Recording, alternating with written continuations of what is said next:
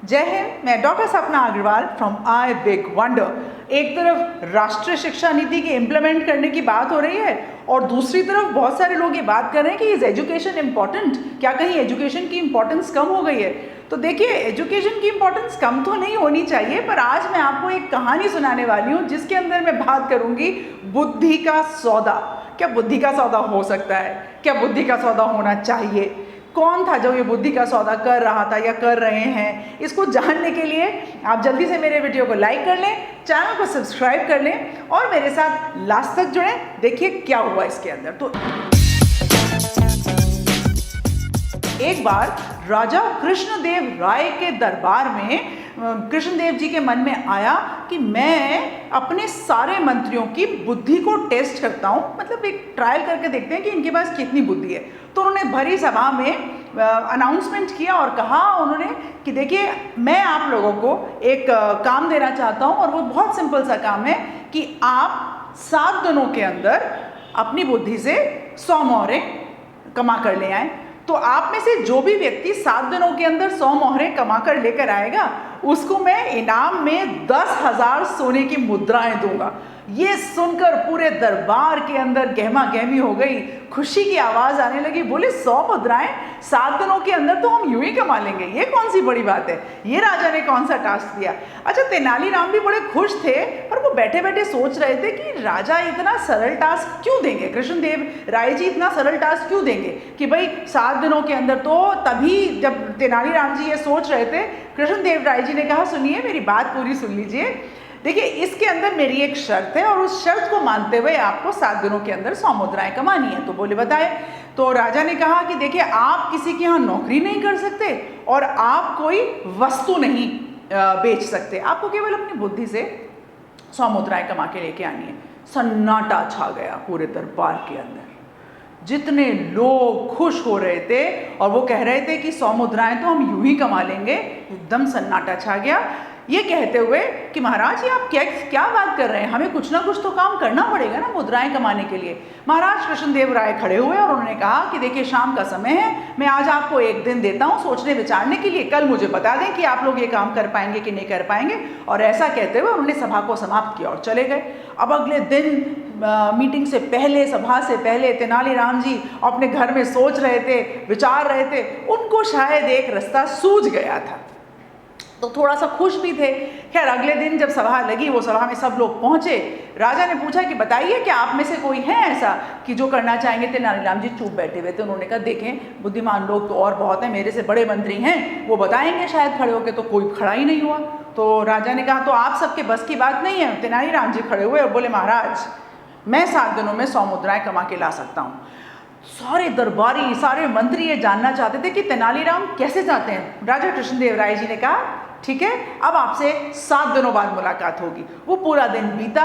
तेनालीराम जी कुछ सोच विचार में थे। उन्होंने उस दिन, उनका मन दरबार में तो लगा नहीं। शाम को दरबार की सभा समाप्त हुई और तेनालीराम जी अपने घर पहुंच गए। अगले दिन सुबह सुबह उन्होंने अपने घर से कुछ 2-3 सोने की मुद्राएं ली और वो मुद्राएं लेकर बाजार में गए। उन्होंने बाजार में एक किराए की दुकान को किराए पर ले लिया और बहुत बढ़िया एक सुंदर सा बोर्ड बना के लगा दिया कि यहाँ बुद्धि बिकती है। राजा कृष्णदेव राय भी कम नहीं थे। राजा कृष्णदेव राय ने अपने गुप्तचरों को लगा रखा था ये जानने के लिए कि तेनालीराम करते क्या हैं।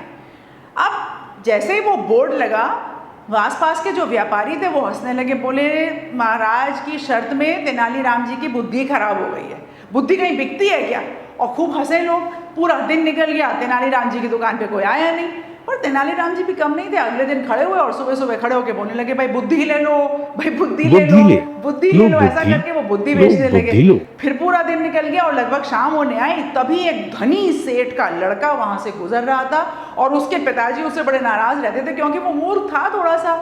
ऐसा उसके पिताजी उसको बार बार बताया करते थे।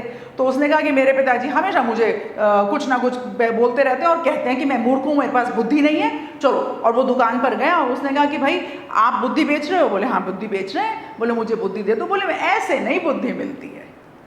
बुद्धि लेने के लिए मैं आपसे पूछूंगा कि आप, मेरे पास बहुत किस्म की बुद्धि है, तो आपको किस किस्म की चाहिए, उसी के हिसाब से मैं आपसे उसकी मुद्राएं लूंगा। तो उसने बोला कि मुझे नहीं मालूम कितने किस्म की बुद्धि है, ना मुझे जानना है कि कितने किस्म की बुद्धि है। मेरे पास 2 मुद्राएं हैं, इन 2 मुद्राओं में जितनी बुद्धि आती हो उतनी बुद्धि मुझे दे दो। तो तेनालीराम ने वो 2 मुद्राएं ले ली और 2 मुद्राएं लेने के बाद एक कागज पर उसको लिख कर दिया कि भाई जहां पर 2 बड़े लोग आपस में लड़ रहे हो वहां से तुरंत हट जाना, और कागज मोड़कर उसको पकड़ा दिया। उसने पढ़ा, बड़ा खुश हुआ, वो पिताजी के पास लपक कर घर पहुंचा, वो धनी सेठ के पास, और बोला कि पिताजी आप मुझे मूर्ख बोला करते थे ना, देखिए मैं बुद्धि खरीद के लेकर आया हूँ। तो उसके पिताजी ने बोला कहाँ है बुद्धि? तो बोले बुद्धि कहीं खरीदी जाती है। तो उसने वो कागज़ दिखाया, धनी सेठ ने वो कागज़ पढ़ा, बोले तू तो 2 मुद्राएं भी लुटा के आ गया, और ये ऐसा कौन आ गया हमारे राज्य में जो ऐसे मुद्राएं लूट रहा है। बड़ा गुस्से हुए वो घर में, बड़े उन्होंने शोर शराबा मचाया और लड़के का हाथ पकड़ के उस कागज़ को लेकर पहुंच गए तेनालीराम की दुकान पर। तेनालीराम अपनी दुकान अभी मतलब बढ़ाने ही वाले थे, समाप्ति कर रहे थे। वो बोले, सेठ जी बोलते हैं रुक जाओ तुमने मेरे लड़के को लूटा है। तो बोले नहीं नहीं बताएं आप ऐसा क्या हुआ। बोले कि ये कागज़ वापस पकड़ो और मेरी मुद्राएं दो। बोले मैं कागज़ भी वापस ले लूँगा और आपकी मुद्राएं भी आपको वापस दे दूँगा, आप निश्चित रहें, शोर ना मचाएं, आराम से बताइए, बस आपको एक छोटा सा काम करना होगा। सेठ ने बोला बोलो क्या?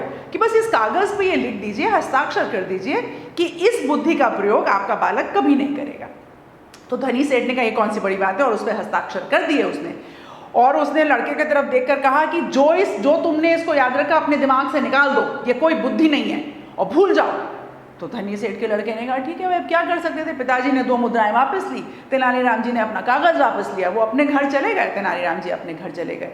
अब 2 दिन बीते थे, 2 दिन तक तेनालीराम जी अपनी बुद्धि बेच रहे थे, व्यवसाय चल रहा था उनका। तभी 2 दिन के बाद ये लड़का निकला और वहाँ पर 2 सेठानियाँ आपस में बड़े ज़ोर ज़ोर से लड़ रही थी। लड़का भी वहाँ पे खड़ा हुआ था, भीड़ जमा हो गई। तो लड़के के दिमाग में तो आया कि तेनालीराम ने कहा था कि जहाँ पे 2 लोग लड़ रहे हो वहाँ कभी खड़े मत रहना, पर उसने कहा पिताजी ने हस्ताक्षर किए और मुझे तो वो बात माननी नहीं है। और वो भीड़ के बीच में खड़ा हो गया। खूब भीड़ बढ़ती गई, लड़ाई बढ़ती गई, इतनी लड़ाई बढ़ गई कि सैनिक आए और उन दोनों महिलाओं को पकड़ के दरबार में ले गए। खैर कोई बात नहीं, दरबार में उनसे पूछा गया, उन्होंने अपनी जो भी प्रॉब्लम थी वो प्रॉब्लम राजा को बताई। राजा ने कहा कि मुझे कोई गवाह चाहिए। अब गवाह का नाम सुनते ही ध्यान आया कि वो सेठ का लड़का वहाँ पे खड़ा हुआ था। सेठ के पास मैसेज भिजवाया गया कि आप अपने लड़के को लेकर अगले दिन दरबार में हो। अब सेठ घबरा गया कि मेरा लड़का तो कुछ भी बोल देगा, इसको तो अकल ही नहीं है। और वो दौड़ा, घबरा गया। उसने कहा एक ही लड़का है बुढ़ापे का सहारा। दौड़ा दौड़ा तेनालीराम के पास गया और बोले तेनालीराम जी मुझे बताएं, मेरे लड़के को बचाएं, मुझे दरबार में नहीं भेजना, ये कुछ भी बोल देगा, ये तो बहुत ही बेअक्ला है। तेनालीराम ने कहा घबराइए मत, मैं बुद्धि आपको दे सकता हूँ, राइट, मैं बिल्कुल आपको बुद्धि दूंगा, मैं आपकी मदद करूँगा। तो बोले आपको जो चाहिए आप ले लो। बोले मैं आपको बुद्धि देने के बदले 100 मुद्राएं लूँगा। बोले आप 100 मुद्राएं तुरंत लो। उन्होंने 100 मुद्राएं तुरंत दे दी। तेनालीराम ने उनसे कहा कि जब कल आप इसको दरबार में लेकर जाएं और जब ये दरबार में जाए तो वहाँ पर पागलों जैसा व्यवहार करें। तो उसने, अब सेठ क्या कर सकता था, उसने कहा ये कोई बुद्धि तो नहीं है, पर चलो जो भी है 100 मुद्राओं के बदले ये मिली, ले लिया उसने। अगले दिन दरबार में गया। दरबार में जैसे वो पहुँचे, उस लड़के ने 100 मुद्राओं के बदले जो बुद्धि मिली थी उसी के अनुसार उसने वहाँ पर पागलपने का बिहेवियर करना स्टार्ट कर दिया। राजा ने कहा अरे तुम किसको गवाह को ले आए, ये तो बेचारा दुखी इंसान है, पागल है, इसको अकल ही नहीं है, वापस छोड़ दो इसको। धनी सेठ बड़ा खुश हुआ।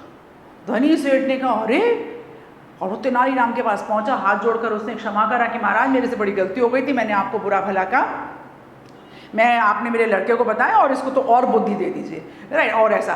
तो तेनालीराम ने कहा चलो फिर देंगे बुद्धि, अभी तो ठीक है, मेरा आपका काम हो गया। राजा ने भी अपने गुप्तचर छोड़ रखे थे और उनको ये पता चल गया था तेनालीराम जी के पास 100 मुद्राएं हो गई हैं। तो उन्होंने तेनालीराम जी को मैसेज भेजा कि आइए महाराज, आप दरबार में आइए, बताइए कि आपने कैसे अपनी 100 मुद्राएं जोड़ी। तो सबको आके बताइए। दरबार के बीच में तेनालीराम जी आए। अगले दिन सुबह दरबार में पहुँचे और महाराज को उन्होंने प्रणाम किया। और महाराज ने उनसे पूछा, तो बोले देखिए महाराज, आपने बुद्धि की बात कर दी थी, तो देखिए बुद्धि ऐसी चीज़ है जो बहुत ही आवश्यक है। उसको हम ये कहें कि शिक्षा की आवश्यकता नहीं है, शिक्षा से ही बुद्धि बढ़ती है, तो शिक्षा की आवश्यकता नहीं है, एजुकेशन के बिना काम चल जाएगा, इन सारी चीज़ों के काम बिना चल जाएगा, ऐसा नहीं होता। मैंने केवल अपनी बुद्धि से काम लिया और केवल अपनी बुद्धि से ये 100 मुद्राएं प्राप्त करी। तो राजा ने उनको 10,000 मुद्राओं से उनको बहुत, मतलब उनको प्राइज़ दिया, इनाम दिया, और बहुत खुश हुए इस बात को जानकर कि शिक्षा की आवश्यकता जीवन में हर पल पर पड़ेगी। देखिए आज मैं जब आपसे ये वीडियो इस कहानी के थ्रू कह रही हूँ ना, तो जितने भी लोगों के मन में ये पता नहीं क्या मनोभाव आ रहे हैं, क्योंकि एग्जाम्स कैंसिल हो गए और लोगों को पता नहीं क्या शंका या कुछ ऐसा हो रहा है, मैं निश्चित तौर पर यह कहूँगी कि शिक्षा की जो पराकाष्ठा है, शिक्षा की जो आवश्यकता है, the importance of education is never going to die. In fact, we grow every single day. In fact, we have to grow every single day and keep upgrading and upskilling ourselves. It is a permanent thing. It is an ongoing process. ये कोई ऐसा product नहीं है जो ख़त्म हो जाता है. It's a process. आपको मेरा वीडियो ज़रूर अच्छा लगा होगा. इसको लाइक करें, चैनल को सब्सक्राइब करें, सबके साथ इसको शेयर करें. मैं हमेशा कहती हूँ, everybody has a right to say I big wonder. आज के लिए जय हिंद.